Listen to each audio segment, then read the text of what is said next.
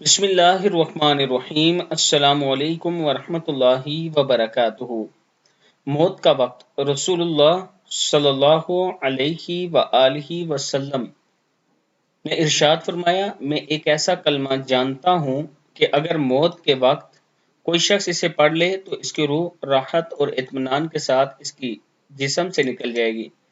निज वो कलमा क़यामत के दिन उस शख्स के लिए नूर होगा और वो कलमा ला इलाहा इल्लल्लाहु है। अल्लाह के हुज़ूर दुआ किया करें कि अल्लाह ताला मौत के वक्त हमें कलमा नसीब करे। और मौत के वक्त ये कलमा आप वैसे आम रूटीन में भी दिन में कम से कम 100 मरतबा पढ़ लिया करें तो अल्लाह ताला का खास करम होगा। अल्लाह ताला मौत के वक्त भी आपको ये कलमा नसीब फरमाएगा।